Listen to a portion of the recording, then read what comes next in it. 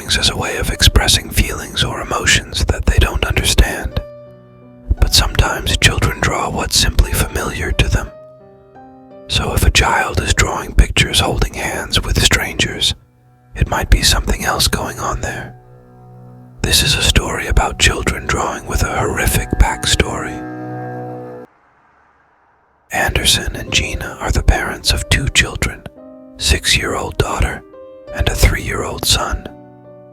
Anderson sent me a story about something he and his wife had recently discovered. Their daughter loved to draw, so they gave her all the art supplies she needs to keep her quiet for hours to come. They have an entire crayon backpack full of art supplies filled with markers, color crayons, and pencils. She has piles of drawings in her room and even in her backpack. Most of them are innocent drawings. One day, Anderson finds a picture in her room that he was kinda confused about at first. It was a picture of some random woman holding his daughter's hands. But it didn't look like Anderson's wife. She was blonde. It was a brunette woman. Anderson asked Wendy who the woman was, and she said, "It was the woman that visits her sometimes. Sounds like something's a 6-year-old with an imaginary friend would say." Anderson asked her what her friend's name was, and she said, "Mary."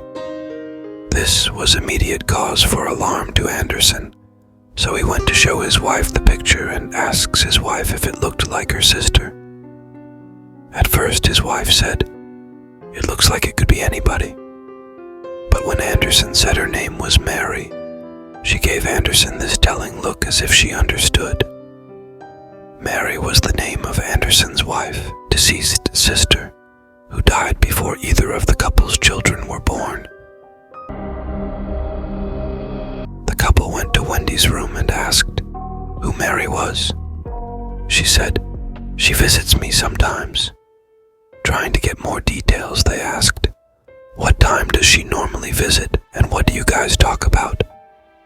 Wendy responded, "She visits at night when I'm drawing." Anderson's wife asked her to draw another picture of her the next time she sees Mary, this time with more details, and Wendy agreed to do so. From now on, Anderson would keep Wendy's door open just so they can hear if Wendy was talking to someone. It wasn't until 4 days later, while they were in the kitchen, the couple both heard Wendy talking to someone in her room. All of a sudden, the two went towards the room quietly to listen to what she was saying. There were long gaps in between what Wendy was saying, but she was clearly talking to someone or something that didn't appear to be there. She seemed to be answering questions that the parents couldn't hear being asked. At one point, Wendy said, "They asked about you, Mary, when they saw the picture of us. They want me to draw you again." Then Wendy stopped talking completely, and that is when Anderson and his wife entered the room and asked if she was talking to Mary again. She nodded her head yes, and they asked, "Was Mary in the room now?" Wendy turned and looked around the room, then focused on the corner and said, "She's standing right there."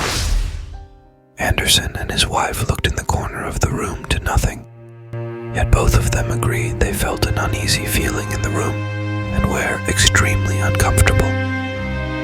Anderson's wife whispered to Wendy, "Draw what Mary looks like right now, down to every last detail."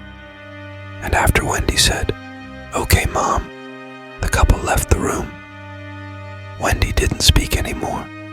Her parents were left feeling a little uneasy.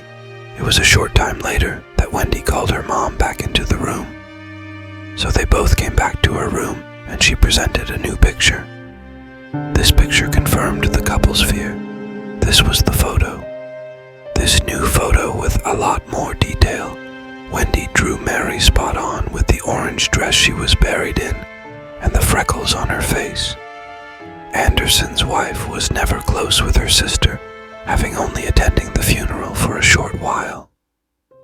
So Wendy never learned of her deceased aunt, and there were also no pictures in the house of Mary. Anderson and his wife told Wendy they didn't want her talking to Mary anymore.